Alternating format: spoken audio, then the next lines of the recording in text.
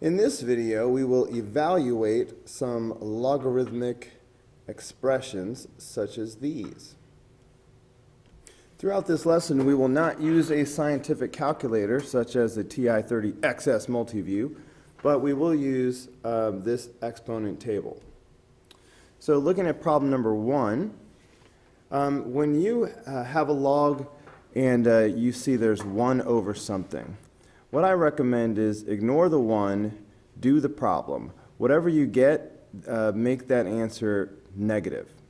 So imagine that we had just log 1,000 instead. Now don't forget, when there's no visible base, like over here this is base 8, it's understood to be base 10. So logarithms, what exponent will turn 10 into 1,000? Well, it's 10 to the third power, that would be 1,000. And you could use a chart to figure that out, but you could also just count the zeros, 1, 2, 3, that's 10 to the third power. But like I said, since it was really 1 over 1,000, then it will be a negative 3. Okay, now looking at problem number 2. You know what, just one time, let me show why that little trick works. We're claiming that negative 3 is the power that turns 10 into 1 over 1,000. Well, let's check it and see. If I do 10 to the negative 3 power, what happens? Well, negative 3 drops you down to the denominator, and then that becomes 1 over 1,000, just like we said. Okay, anyway, from now on I'm just going to use the shortcut. So again, for this problem, I see the 1. I'm going to ignore the 1 for a moment. What power turns 8 into a 64? That's a 2. But because it's really 1 over 64, that means it'll be negative 2. Okay, look at problem number 3. What power turns 3 into 27? That's simply 3, right? 3 to the third power is 27. Look at number 4. Now, don't forget this has an x. All right, so what power turns 4 into 64 to the x power? Now, if you ignore the x for a minute, you know that the answer would be 3. A power of 3 will turn 4 into 64. Okay, looking at the chart, 4 to the third power is 64. So it's just a matter of what do I do with the x. The x goes right here. Okay, now to help you see that better, let's rewrite the 64 to the x power. In fact, let's start with 64 itself. We just decided that 64 is 4 to the third power. So that makes this log base 4 of 4 to the third power. Okay, now you have this x up here. Now, so hopefully you'll see that this x, being an exponent, is going to wind up up here with the 3 in the exponent. So looking at it this way, we're asking what power will turn 4 into 4 to the 3x power. So if you look at it in this form, it becomes obvious that it has to be 3x, the 3x power. That's where this is coming from.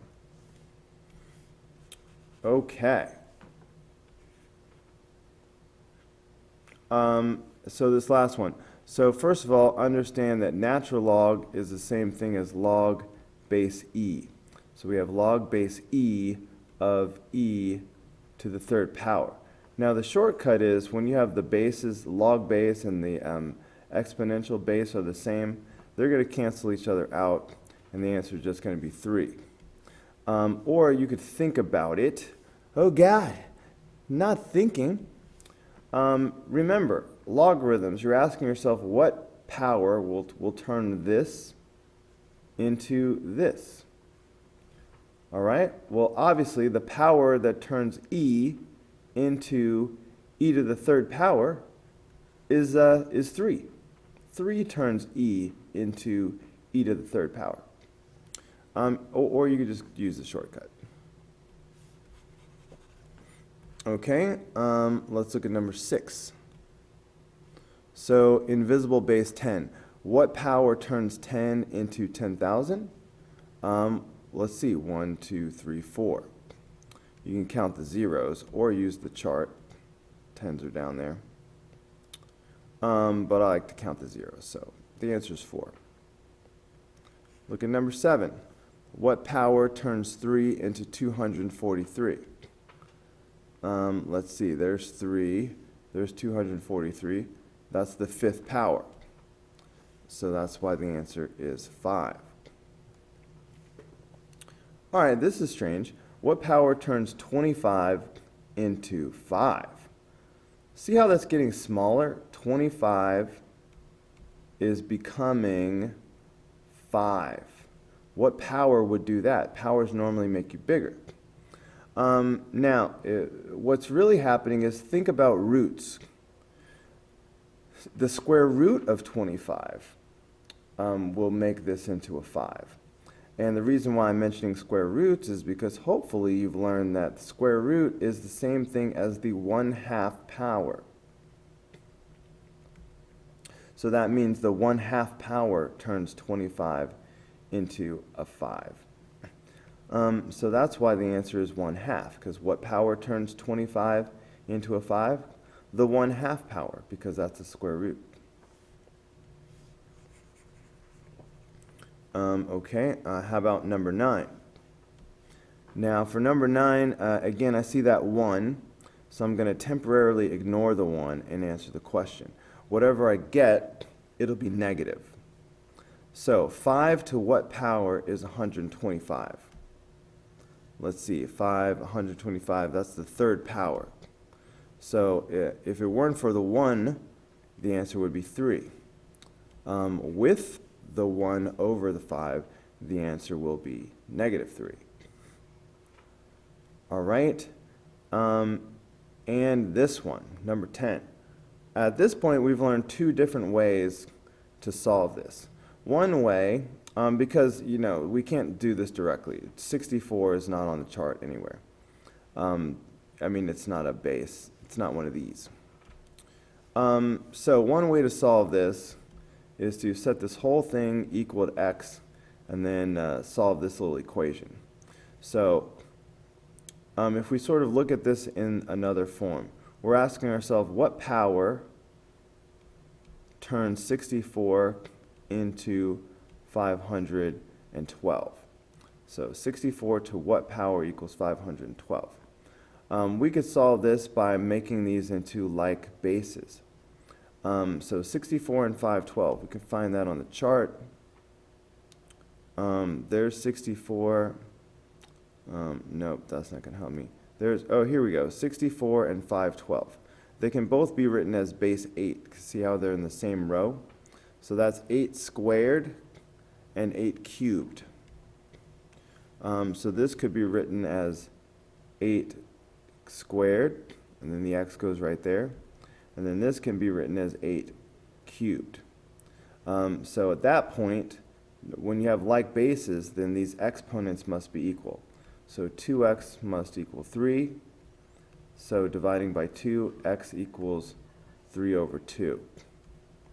All right, that's the first way we learned how to do it. Now there's another way. We could use the change of base formula. All right, the change of base formula says you can take a log and rewrite it as a fraction of logs. The log of 512 over the log of 64. Now you can pick whatever base you want, but just like we saw when we did the first method, it'll work out for us if we use the common base that they share. And we saw that these can both be written as base 8, so we'll use that. All right, so if we'll say log base 8 of 512 and log base 8 of 64. What power turns 8 into 512, well, that was the third power. That's where the 3 comes from. What power turns 8 into 64? That's 2. So this also gives you 3 over 2, just like we had before. It's just another way of thinking about it. It's really the exact same thing looked at in another way.